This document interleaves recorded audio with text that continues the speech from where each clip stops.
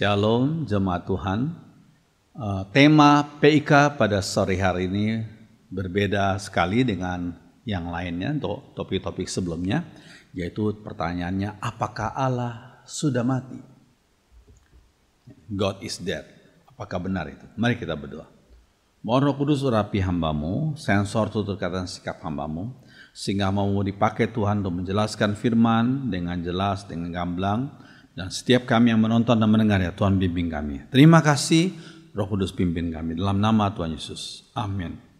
Apakah Allah sudah mati? Ya, ada bahasa aslinya also sprach Zarathustra. Das spoke Zarathustra. Demikianlah kata Zarathustra. Ya, tahun 1883 sampai 1885. Yang ditulis oleh Friedrich Nietzsche, seorang filsuf yang sekarang sudah meninggal dunia. Nah, dia katakan ada satu cerita gitu ya, semua dewa berkumpul katanya. Lalu ada seorang dewa yang bernama Yahweh berkata, nggak ada Allah lain. Wah, lalu dewa-dewa lain tertawa. Lalu sekalian, Friedrich Nietzsche tahun 1844 sampai 1900 ya, dilahirkan di Rocken, Prusia, dari keluarga pendeta. Satu hal yang menjadi ironis ya, beliau dari keluarga pendeta, yakni kakek dan papahnya pendeta. Pada usia 5 tahun, ia sudah kehilangan ayahnya, yang kemudian ia dididik oleh ibunya. Ya, jadi masalahnya 5 tahun usianya dia sudah kehilangan ayahnya. Ya, kemudian dia dididik oleh ibunya. Keadaan tersebut mengakibatkan ia berwatak kegadis-gadisan, ya karena dididik oleh ibunya. Ya. Tidak suka pada anak-anak sebayanya, yang pada waktu itu merusak sarang burung dan lain-lain. Ya.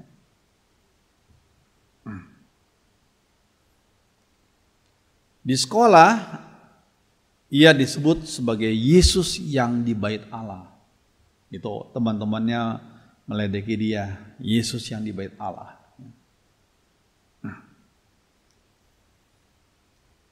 Kehidupannya dapat dibedakan dalam 3 tahap. Kehidupan Nietzsche ini ya, sekalipun batas-batasnya nggak jelas, tapi kira-kira dibagi dalam 3 tahap. Pertama, ia dijiwai oleh tragedi atau lakon sedih Yunani, oleh pesimisme dari Schopenhauer, seorang filsuf ya, Schopenhauer, dan oleh musik Richard Wagner. Ya, itu bagian pertama ya, dalam hidupnya. Tahap pertama. Hidupnya dikuasai oleh pandangan pesimis yang menganggap kesenian sebagai alat untuk melarikan diri dari kenyataan hidup. Iya. Hidup bagian pertama ini dikuasai oleh pandangan pesimistis. Ya. Yang menganggap kesenian sebagai alat untuk melarikan diri dari kenyataan hidup. Escape from reality. Ya. Bagian kedua daripada hidupnya itu, hidupnya dikuasai oleh positivisme yang ditonjolkan bukanlah semangat yang berkobar-kobar, tetapi penganalisaan yang kritis. Nih, itu bagian kedua. Ya, hidupnya dikuasai oleh positivisme yang ditonjolkan bukanlah semangat yang berkobar-kobar, tetapi penganalisaan yang kritis. Itu bagian kedua. Ya. Nah, bagian ketiga dari hidupnya dimulai dengan karyanya Also sprach Zarathustra, Das spoke Zarathustra. Demikianlah kata Zarathustra. Tahun 1883 sampai 1885. Dia katakan semua dewa berkumpul, lalu ada seorang dewa yang bernama Yahweh katanya berkata nggak ada Allah lain. Ya. Lalu semua dewa itu ketawa.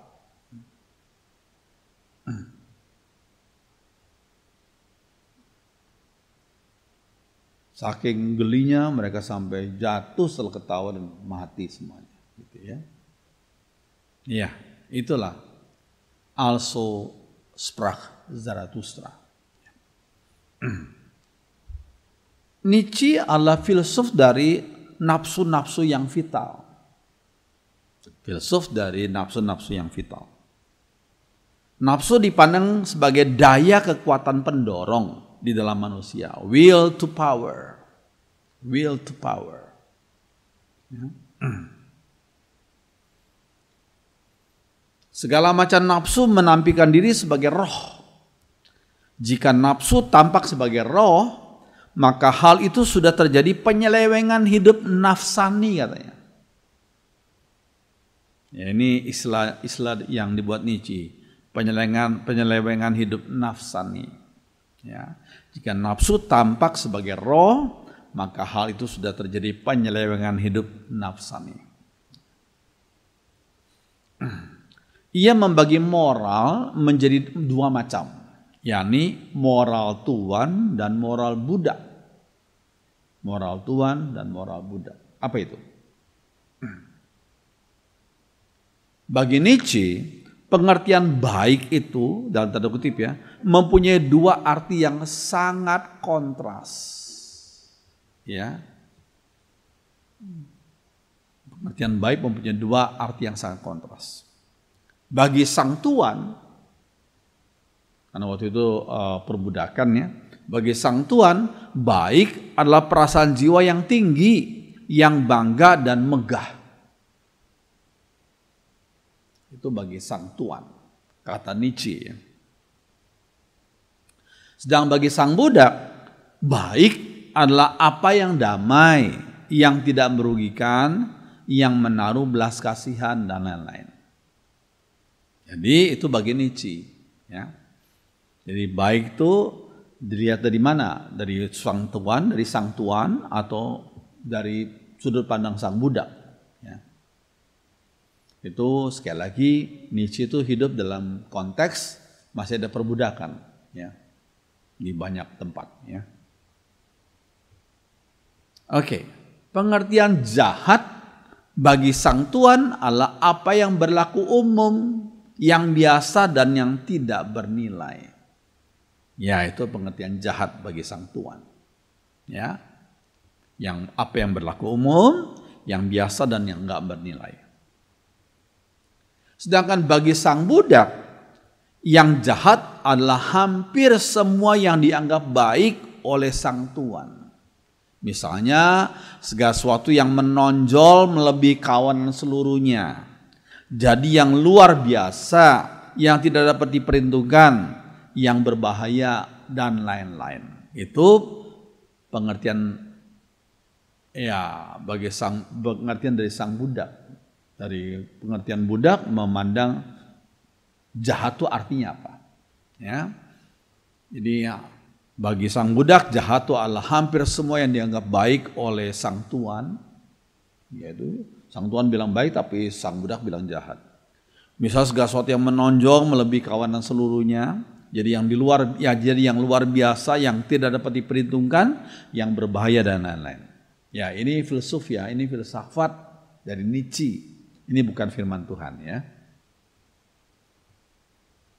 Oke, pemberontakan moral budak ini dimulai oleh bangsa Yahudi, itu kata Nietzsche. Ya, pemberontakan moral budak ini dimulai oleh bangsa Yahudi.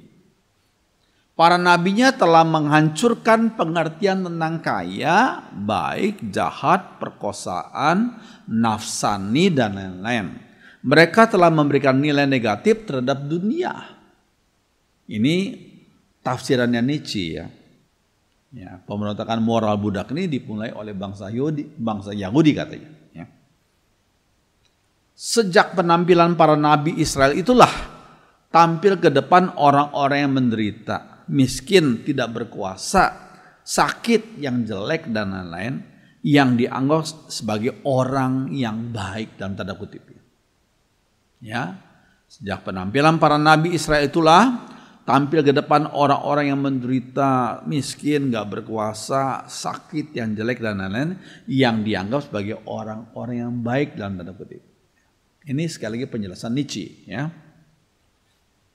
Sedangkan semua yang bersifat bangsawan, yang indah, yang berkuasa, yang bahagia, dan lain-lain harus tersisihkan. Ini analisanya Nietzsche, ya. Akibatnya jiwa yang kuat dan sehat karena nggak dapat berkembang harus mencari kepuasan secara tersembunyi, harus mengarahkan perhatiannya ke dalam.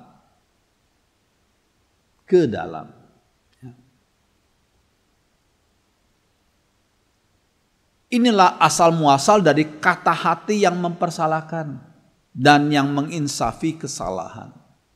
Sekali lagi ini analisanya Nietzsche. Inilah asal muasal dari kata hati yang mempersalahkan dan yang menginsafi kesalahan. Menurut Nietzsche, orang kuat dijadikan binatang yang dikurung dalam kesusilaan budak, ya, yang tampak dalam gerakan demokrasi di bidang politik dan masyarakat. Nah, sekali lagi ini buah pikiran daripada Nietzsche tentang salah atau benar, yaitu menurut dia, ya. Jadi menurut Nietzsche adalah orang kuat dijadikan binatang yang dikurung dalam kesusilaan budak yang tampak dalam gerakan demokrasi di bidang politik dan masyarakat. Menurutnya, cita-cita sosialistis adalah cita-cita manusia yang telah merosot, yang akan menjadikan manusia menjadi kawanan binatang yang sempurna. Cita-cita sosialistis itu, ya. Agama Kristen menurut Nietzsche adalah lambang pemutarbalikan nilai-nilai. Karena yang dipandang sebagai jiwa Kristiani adalah yang menolak segala yang alamiah. Itu menurut Nietzsche, ya. Jadi bagi Nietzsche jiwa Kristiani adalah yang menolak segala yang alamiah karena dianggap sebagai hal yang gak layak, yang memusuhi segala yang nafsani.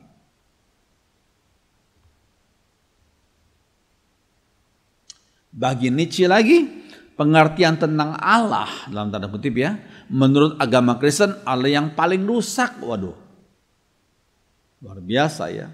Ini kata Nietzsche. Pengertian tentang Allah menurut agama Kristen Allah yang paling rusak dari segala pengertian tentang Allah. Sebab Allah dipandang sebagai Allahnya anak piatu dan janda-janda, dan Allah bagi orang sakit. Ini pandangan Nietzsche. Allah dipandang roh yang bertentangan dengan hidup ini. Jiwa Kristiani adalah jiwa yang tidak memberi penguasaan dan kebangsawanan. Sekali lagi ini Nietzsche punya pandangan. Bagi kita orang Kristen, ya pandangannya aneh. Oke. Menurut Nietzsche, semua itu harus dibongkar sehingga ada nilai-nilai baru, yakni moral tuan. Dia kan punya menurut dia ada dua macam moral, moral tuan dan moral budak, gitu, ya. Oleh karena nilai mengabdi kepada hidup, maka nilai-nilai itu sebenarnya tidak mewujudkan norma-norma yang mutlak. Nafsu hidup menciptakan nilai-nilai yang diperlukan. Nafsu hidup menciptakan nilai-nilai yang diperlukan. Ya, dia tidak menyebutnya semangat hidup, tapi nafsu hidup menciptakan nilai-nilai yang diperlukan. Nilai mana yang dipilih? Hal itu bergantung pada arah nafsu hidup itu. Jikalau arah itu naik, maka akan terciptalah nilai-nilai yang mulia yang menandai penguasaan.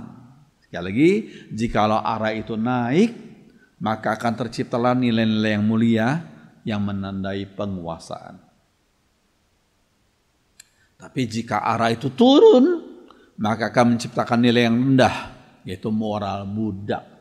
Nah itu, moral budak, moral tuan. Itu kata Nietzsche, ya.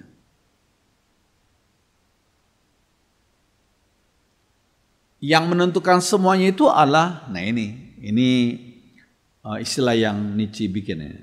Will to power, kemauan untuk berkuasa. Jangan lupa Hitler tuh mengambil filsafatnya Nietzsche untuk menjadi pendorong perjuangannya di Jerman pada Perang Dunia Kedua itu ya. Sebelum Perang Dunia Kedua, dia mengatakan will to power, makanya dia mau berkuasa, mau jadi tuan. Ya. Bangsa Jerman harus di atas bangsa-bangsa lain. Gitu ya. Ini karena Hitler mengadopsi filsafatnya Nietzsche, ya, yang menentukan semuanya itulah will to power, ya. Oke.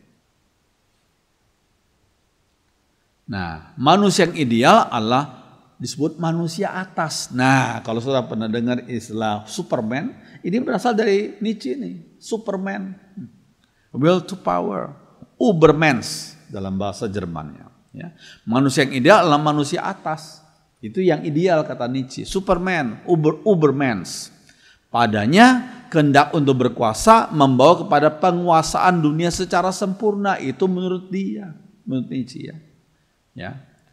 Padanya kehendak untuk berkuasa membawa kepada penguasaan dunia secara sempurna. Maka dari itu untuk menguasai dunia, ya, mengalahkan bangsa-bangsa lain, ya.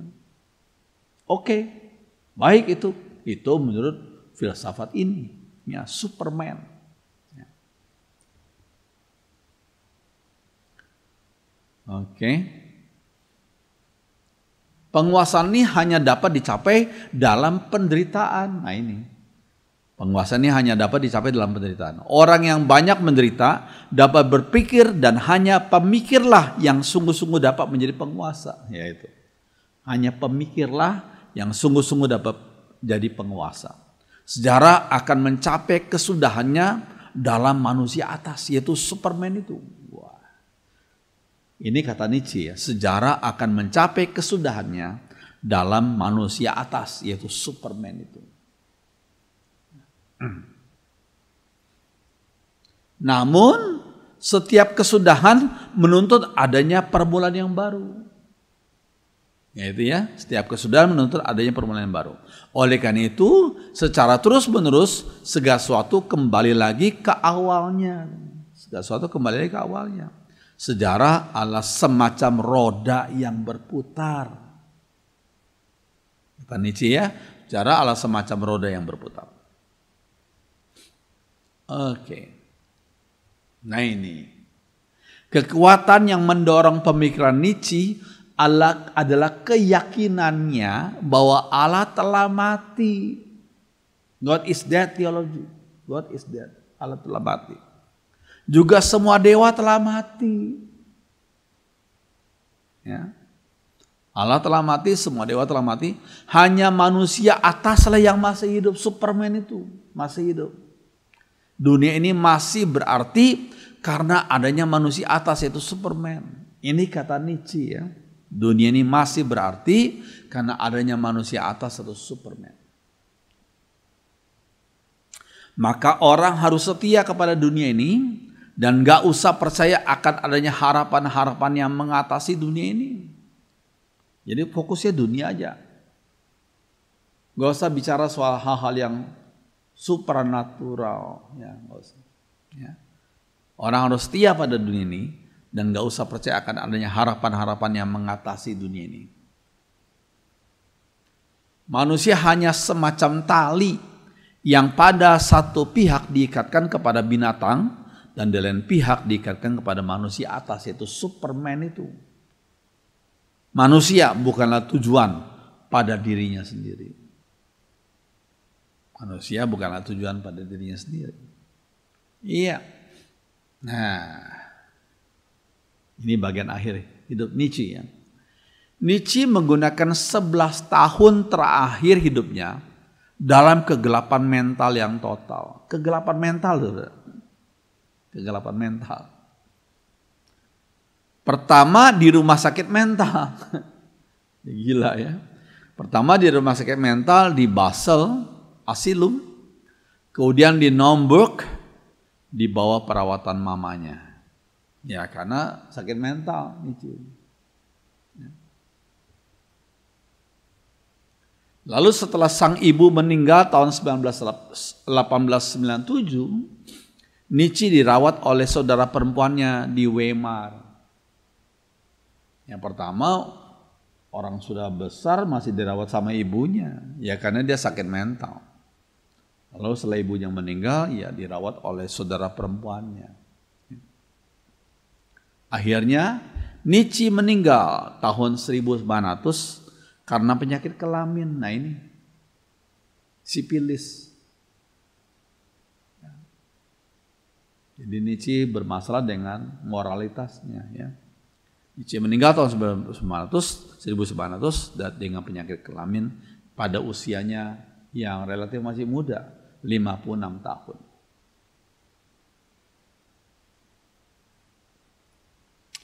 Melihat filsafat Nietzsche ini, kita diingatkan akan Mazmur 14 ayat 1-3. Mazmur 14 ayat 1-3 berkata apa? Nah ini, untuk pemimpin kor, Mazmur Daud. Orang dungu berkata dalam hati nggak ada Allah. Jadi Nietzsche termasuk orang dungu. Orang dungu berkata dalam hati nggak ada Allah. Perbuatan mereka jahat dan keji, tidak ada yang berbuat baik. Ya, kalau Nietzsche meninggal karena penyakit sipilis, berarti kita bisa terka kehidupan moralitasnya bagaimana. Ya. Perbuatan mereka jahat dan keji, nggak ada yang berbuat baik. Pemikirannya juga ngaco. Ya. Dari surga Tuhan memandang umat manusia untuk mencari orang yang bijak yang menyembah Dia. Tapi semua orang sudah menyeleweng dan bejat, tidak ada seorang pun yang berbuat baik. Walaupun Nietzsche adalah anak pendeta, cuma sayang pada waktu dia berumur 5 tahun papanya meninggal dunia.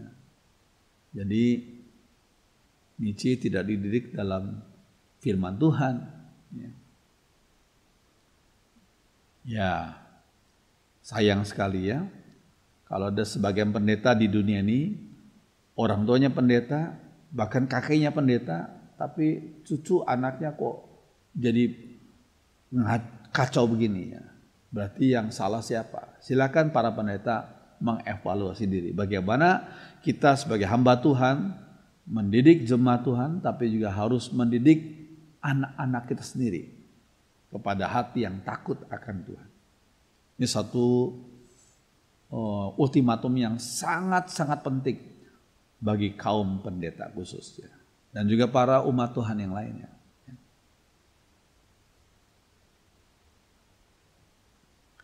Allah yang sejati itu tidak pernah dan tidak akan mati. Sekali lagi ya, Allah yang sejati, bukan Allahnya buatannya kaum filsuf, bukan. Allah yang sejati, Allah yang sungguh-sungguh, ya.